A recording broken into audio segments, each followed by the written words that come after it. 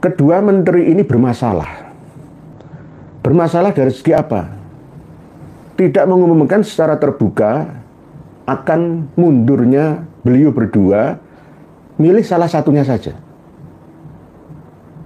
Kalau sudah mau menerima jabatan sebagai negarawan, tanggalkan jabatan sebagai pengurus organisasi kemasyarakatan. Banyak orang lain yang lebih berprestasi. Mosok wong sak Indonesia itu hanya sekedar Kang Mas Saifullah Yusuf saja, sekedar Kang Mas Abdul Mukti saja. Enggak. Muhammadiyah itu umbruan orang-orang pinter, NU itu umbruan orang-orang pinter, tapi bulat hanya itu muter-muter. Seakan-akan tidak ada regenerasi dalam hidup berorganisasi, tidak ada regenerasi kepemimpinan dalam negeri ini. Nah ini bagaimana? Apakah ini bagian daripada kegagalan kaderisasi pada tubuh NU sendiri? Iya, benar. Di dalam tubuh Nahdlatul Ulama itu ada kegagalan dalam kaderisasi. Karena apa? Orangnya hanya itu-itu saja. Di kalangan Muhammadiyah juga begitu. Harusnya pemuda-pemuda Muhammadiyah, angkatan muda Muhammadiyah semuanya tampil di depan. Kita malam hari ini akan mengkaji, menginformasi, memutolaah tentang surat edaran dari PBNU yang secara resmi menegaskan bahwa ada ormas-ormas yang mengklaim dirinya bagian daripada kultur Nahdlatul Ulama. Tetapi ibarat ada anak yang kurang terurus, ya, alias terlantar, kita ketika ingin diayomi oleh orang yang pantas mengayomi, ternyata malah justru disepak, didepak, ya, diusir, ya, tidak dihiraukan. Justru orang yang mau merusak NU dipiara, dipelihara, disayangi, diayomi. Ini bagaimana? Ini jelas tidak mencerminkan sikap dan sifat dari para pendahulu Nahdlatul Ulama. Di antaranya adalah para muasisnya khususnya. Karena Nahdlatul Ulama itu mengayomi semuanya. Walaupun toh ada beberapa lembaga ormas kemasyarakatan yang ada yang secara struktural tidak ada hubungan dengan Nahdlatul Ulama, ya tetap diayomi, dilindungi, diakui, disayangi, disantuni, didekati, jadikan sebagai mitra perjuangan ini. Ini namanya sosok pemimpin yang adil, tidak hanya bijaksana tapi adil dan bijaksana. Di antara yang menandatangani surat edaran ini adalah Kang Mas Saifullah Yusuf, kelahiran Pasuruan. Keponakannya Kiai Haji Abdurrahman Wahid atau Gus Dur. Beliau memiliki nama besar ya gara-gara Gus Dur. Menjabat sebagai Sekjen PBNU sampai tahun 2026 yang akan datang. Dan untuk mengimbangi, kami tidak hanya mengkritisi beliaunya, tetapi juga ke organisasi besar lainnya, yakni Muhammadiyah. Ada sekretaris umum, ya, kalau di dalam struktur Muhammadiyah itu tidak ada sekretaris jenderal, sekretaris umum, yakni Prof. Abdul Mukti sebagai Menteri Pendidikan Dasar dan Menengah. Kedua menteri ini bermasalah. Mohon maaf, sekali lagi maafkan saya yang bodoh ini. Bermasalah dari segi apa? tidak mengumumkan secara terbuka akan mundurnya beliau berdua, milih salah satunya saja. Kalau sudah mau menerima jabatan sebagai negarawan, tanggalkan jabatan sebagai pengurus organisasi kemasyarakatan. Banyak orang lain yang lebih berprestasi. Mosok wong sak Indonesia itu hanya sekedar Kang Mas Saifullah Yusuf saja, sekedar Kang Mas Abdul Mukti saja. Enggak. Muhammadiyah itu umbruan orang-orang pinter, NU itu umbruan orang-orang pinter, tapi bulat hanya itu muter-muter. Seakan-akan tidak ada regenerasi dalam hidup berorganisasi, tidak ada regenerasi kepemimpinan dalam negeri ini. Kang Mas Saifullah Yusuf itu sudah warak jabatan. Kalau gentle, ya, lepaskan semua jabatan itu. Sudah 60 tahun itu waktunya jengkar ke Prabon. Tidak ngurusi politik duniawi.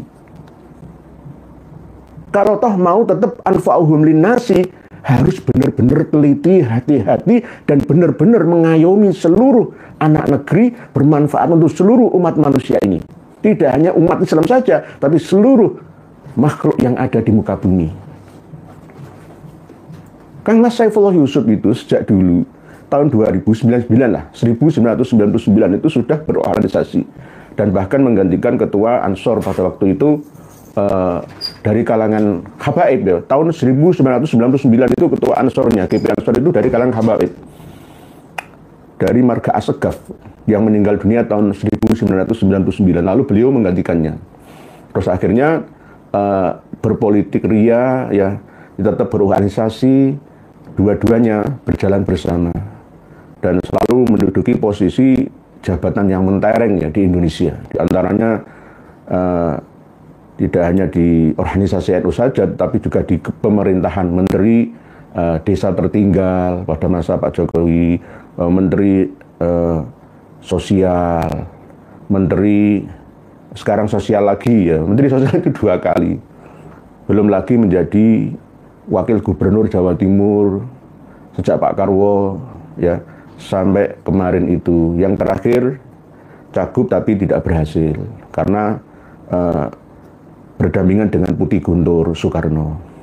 Tapi walaupun begitu tetap karir politiknya masih mentereng di Pasuruan, menjadi wali kota Pasuruan. Wali kota Pasuruan belum selesai, sudah diangkat 4 bulan sebelum berhenti jabatan Pak Jokowi itu masih Menteri Sosial lagi, menggantikan Bu Risma, Tri Risma hari ini. Sebelum selesai jabatan sebagai wali kota, langsung diangkat menjadi Menteri Sosial lagi pada era Pak Prabowo ini. Nah ini bagaimana? Apakah ini bagian daripada kegagalan kaderisasi pada tubuh NU sendiri? Iya, benar.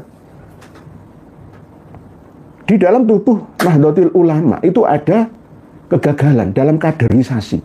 Karena apa? Orangnya hanya itu-itu saja. Di kalangan Muhammadiyah juga begitu. Harusnya pemuda-pemuda Muhammadiyah, angkatan muda Muhammadiyah semuanya tampil di depan. Tapi setelah dikasih jabatan, ya semuanya sama saja. Ya belum tentu misalkan saya seperti ini kelihatan seperti hakim ya, yang bijaksana, tapi ketika dikasih jabatan yang mungkin bisa beda lagi pemikiran saya. Tapi tetap akan berusaha. Tidak hanya ngomong saja, tapi juga melakukannya. Bagaimana kita bisa bagi-bagi tugas bersama. Kemarin itu saya dihubungi sebagai Kasepuan PWILS Surabaya. Saya juga jabat sebagai anggota Dewan Kasepuan PWILS wilayah Jawa Timur. Begitu juga pusat. Saya juga menjabat. Saya sudah menyarankan, jangan saya. Bagi-bagi banyak kiai-kiai sepuh yang ada. Tidak harus 1 orang saja. Jabatan saya itu cukup banyak. Ya, tidak hanya di organisasi kemasyarakatan saja, tetapi juga di kalangan lembaga pendidikan. Jadi bagi-bagi, jangan hanya 1 orang saja. Di Indonesia ini banyak orang pinter, banyak orang alim. Nah, jika Kang Mas Saifullah Yusuf, Kang Mas Abdul Mukti gentle ya, pilih salah satu saja. Kalau sudah menerima jabatan amanah sebagai negarawan, ya tinggalkan saja jabatan di struktural Nahdlatul Ulama sebagai sekjen PBNU. Lah ini masih menandatangani. Surat edaran ini kami bagikan kepada panjenengan semua, bisa disimak bersama bahwa ada tanda tangan beliaunya, Rahmat Saifullah Yusuf, sebagai sekjennya, sekretaris jenderalnya.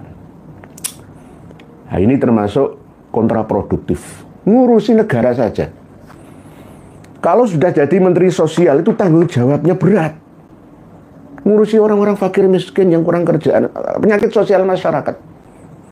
Dulu pada waktu Kang Mas Saifullah Yusuf menjadi menteri percepatan desa tertinggal itu lumayan ya.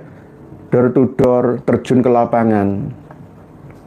Ya, tapi ketika menjadi menteri sosial menjadi ndoro di ruangan, nggak ngerti kondisi di lapangan. Supaya fokus, harus mengundurkan diri wajib. Nanti yang menggantikan adalah sekretaris 1 PBNU. Ya memang di sekjen PBNU ya nggak ada gaji formal ya, tapi kalau gaji-gaji non formal ya mestinya ada.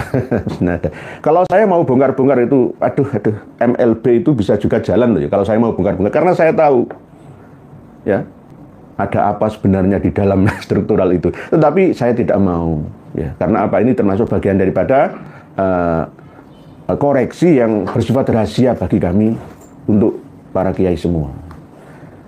Khususnya ini aja. Mosok saya Indonesia, gue rano sekalian saya Saifullah Yusuf gitu. Mosok orang bulat itu saja, ya, bulat ruwet, gak iso maju. Jadi menteri sosial mana hasilnya? Gak ada hasilnya, gak ada hasilnya. Hanya monoton, bertahun lumayan, ya. Indonesia berganti-ganti pimpinan, ya kayak begini. Karena apa? Harusnya meniru Pak Jokowi pada periode pertama. Berani menanggung resiko, bangun tol, bagus. Tapi periode kedua karena kena hantaman corona, ya semua kelabakan, ya seluruh dunia kena imbasnya ya. Jadi ada gebrakan-gebrakan. Bahkan sekelas Pak Jokowi ya, itu ada sisi positifnya. Di mana? Tidak terlalu memegang teguh konsep ijazah. Yang penting kenyataan di lapangan, gitu. Ya. Bu Rini Pujiastuti, Bu siapa yang Menteri Kelautan itu? Susi Pujiastuti, ya tamatan apa? Ya kan? Bahkan Nadiem Makarim ya, yang bukan ahlinya ya, hanya ahli inovasi ya, tetap diangkat sebagai Menteri Pendidikan. Nah, ini termasuk gebrakan-gebrakan, berani tantangan. Harusnya pemimpin negara, seorang negarawan seperti itu. Tapi ya itu tadi, semua ada kelemahannya, ada kekurangannya. Semuanya ingin menyelamatkan diri tetap pada posisinya. Atau pada keturunannya. Itu pasti manusiawi itu, seperti itu. Tapi ya semuanya ada kelemahan, ada kekurangannya. Begitu juga Pak Prabowo ini harusnya ya sekarang ini, saya menasihati beliaunya, merampingkan lagi. Tidak usah ada wakil menteri 1-2. Ya, untuk menghemat belanja negara. Ayo urus bersama amanat Undang-Undang Dasar 45. Fakir, miskin, yatim, duafa, cacat dipelihara oleh negara. Itu Menteri Sosial ini juga tugasnya. Oleh sebab itu supaya fokus, Kang Mas Saifullah Yusuf mengundurkan diri saja, umumkan secara terbuka bahwa sudah fokus menjadi Menteri Sosial, ya, tinggalkan struktural Nahdlatul Ulama. Jadinya ya seperti ini, mengeluarkan edaran-edaran yang tidak produktif, tidak berguna untuk umat, ya. Kalau toh ini ada PWI LS, ya harusnya Robito Alawiyah juga tulisan gini, LDI juga tulisan gini, gitu. Seiring doa serta salam, semoga Allah Subhanahu wa Ta'ala senantiasa memberikan bimbingan dan seterusnya. Nomor 3, bahwa sehubungan dengan pendirian dan perkumpulan, organisasi dan atau yayasan yang mengaku dan atau menisbatkan diri sebagai bagian daripada perkumpulan Jam'iyah Nahdlatul Ulama yang semakin marak belakangan ini mesti nyerang PWI LS ini. Mesti membidik PWI LS ini. Dulunya nggak ada edaran-edaran seperti ini. PWI LS itu orang-orang NU, kiai-kiai NU. lebih kuat kultur NU daripada struktur NU. NU bisa besar jadi disokong, didukung perjuangannya oleh para kiai-kiai kampung, para kiai-kiai yang tidak tercantum dalam struktural NU, mulai dari ranting, mulai PC, MWC, PC, PW, PB. Tidak harus itu, Kang Mas. Wis pikirin saja, negarawan itu jangan ngurusi hal-hal sepele seperti ini.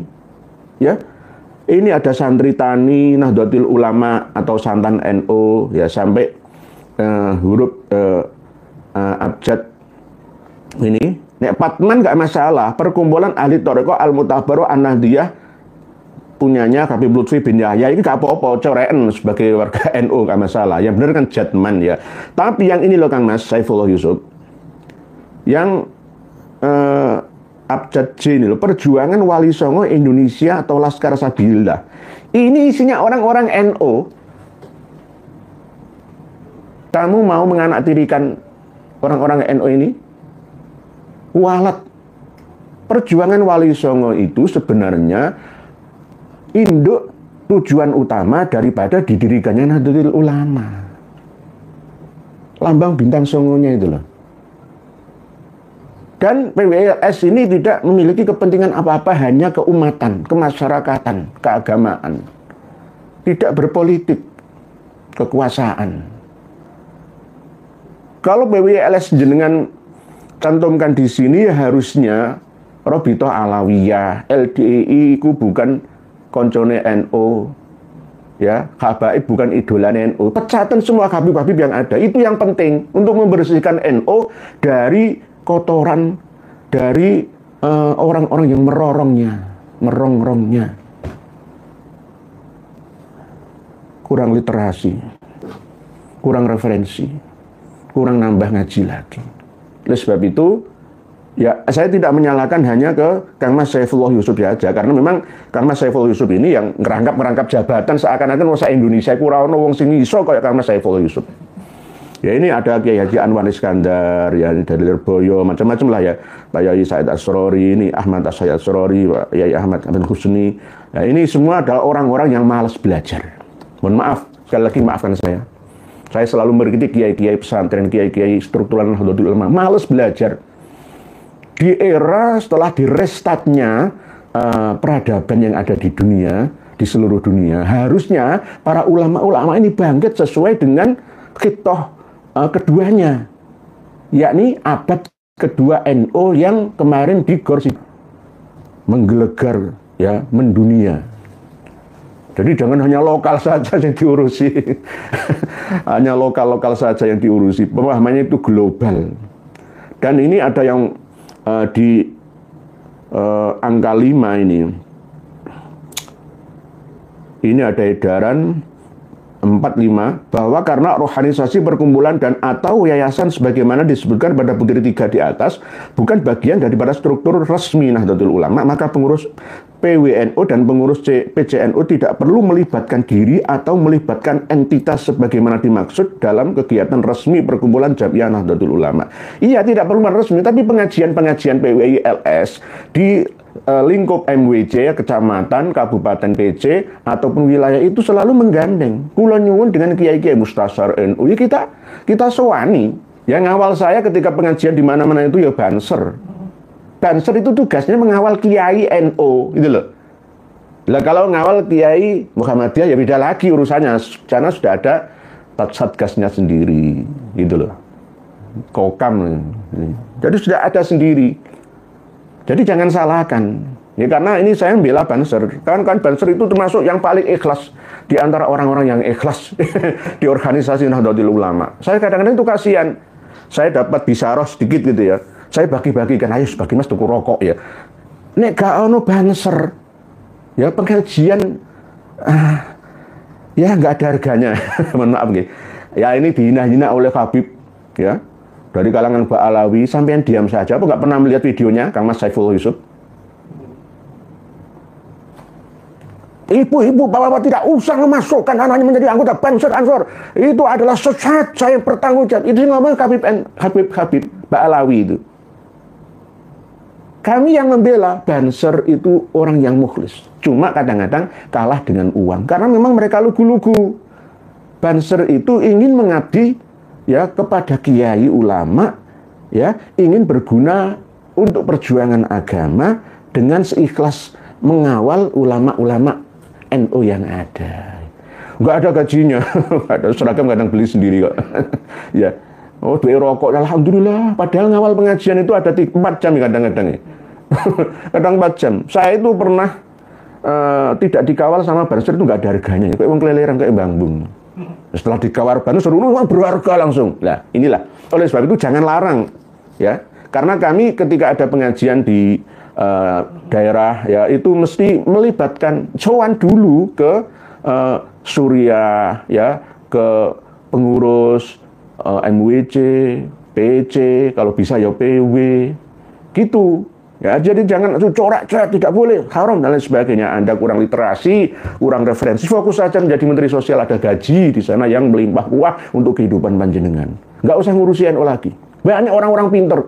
ISNU, Ikatan Sarjana NU, semua orang-orang pinter. Kaya orang dunia orang anu wong sak liyane Saiful Yusuf. Mohon maaf. Kaya orang anu liyane. Cukuplah menjabat sampai sekarang. Bosenlah, ya, harusnya jengkar ke Prabon. Tanggalkan semua jabatan. Wes warek. Pensiunan, tunjangan, gajian. Nggak usah ngurusi yang sepele-sepele seperti ini. Begitu juga Kang Mas Abdul Mukti yang kelahiran Kudus, Jawa Tengah. Pernah kuliah di Universitas UIN sekarang, Wali Songo Semarang. Ya.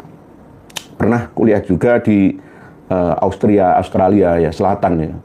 Pernah kursus-kursus juga. Jadilah negarawan, Kang Mas. Dua tokoh ini jadilah negarawan. Negarawan itu sudah menjadi pelayan rakyat. Tidak hanya umat. Dalam lingkup satu agama. Tetapi semua tidak membedakan mana agamanya. Apa agamanya.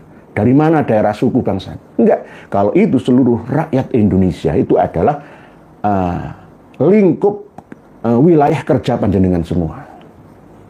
Apalagi Menteri Pendidikan Dasar dan Menengah. Ya dulu kan 3, sekarang dipecah menjadi 3. Ada Menteri Kebudayaan sendiri, ya, yang dipegang oleh Kang Mas Fadlizon. Ya, terus yang kedua ada Menristek Dikti yang dipegang kemarin itu, yang muring-muringan itu ya, ya. Menteri yang ngawur ya, temperamental itu ya. Ya. Terus yang ketiga ini Menteri Pendidikan Menengah dan Menteri Pendidikan Dasar dan Menengah. Nah, lebih ringan lagi.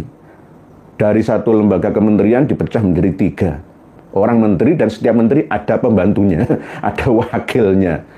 Nah, ini namanya pembengkakan anggaran, ya, Kang Mas, Pak Prabowo. Ya.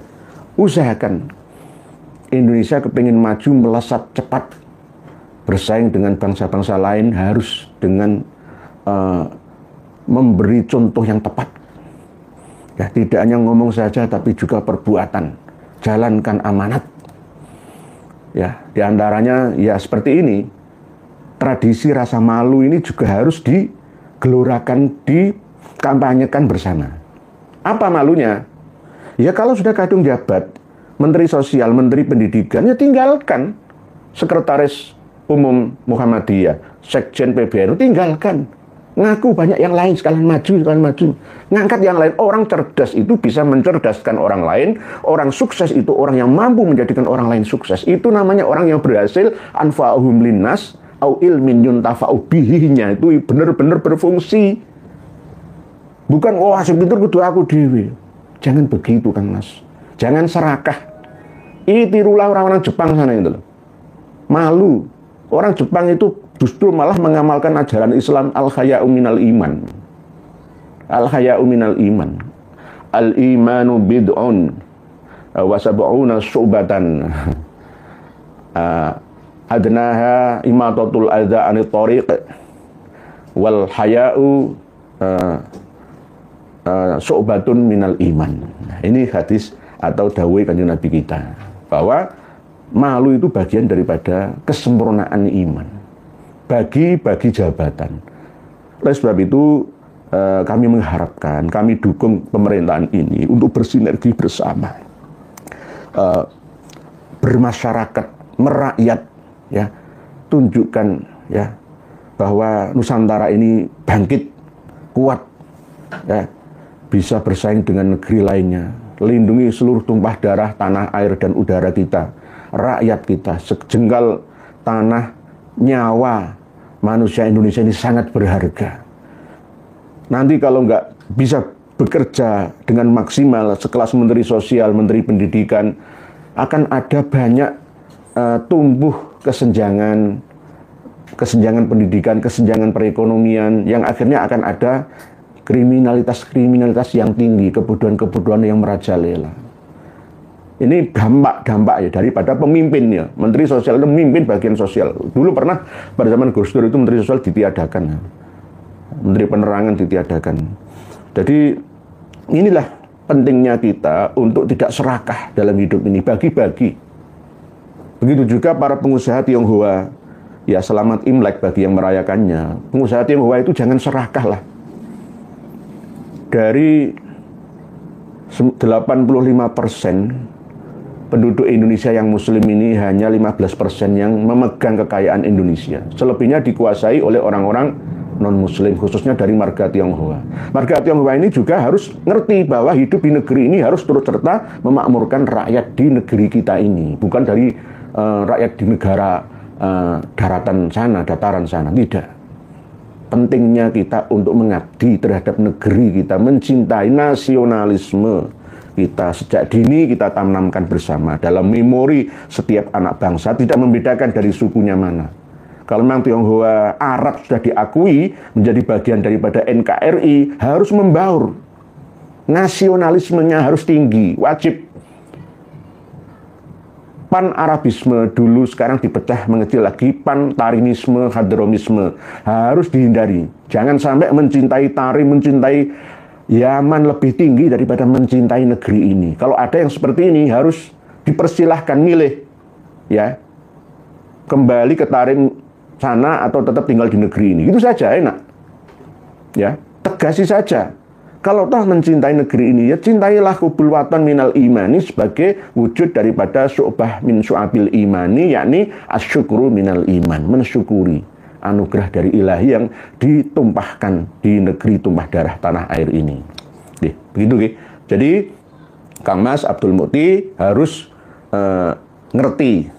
Kang Mas Saifullah Yusuf harus bisa seperti filsuf, ya, seperti filosof, ya, bagaimana kalau toh misalkan umur 60 tahun ini masih tetap mau mengabdi kepada negeri, ya mengabdilah secara profesional, fokus, tinggalkan PBNU dari sekjennya, sekretaris jenderalnya, fokus ke negarawan saja.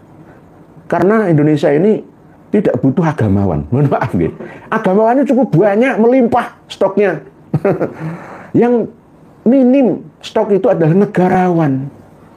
Negarawan itu ya sebeginilah. Kalau misalkan sudah cukup harta, ya, menjadi hartawan, nah, ya nggak usah ngambil gajian lah, ya, gunakan untuk seluruh warga negara yang membutuhkan, gitu. Itu aja. Pak Prabowo ini sebenarnya sudah mau proses kenegarawan setelah 100 hari kinerjanya, karena memberi makan program makan siang gratis bergizi untuk anak-anak sekolah SD itu, MI itu, menggunakan dananya sendiri, sudah bagus sebenarnya, sudah bagus.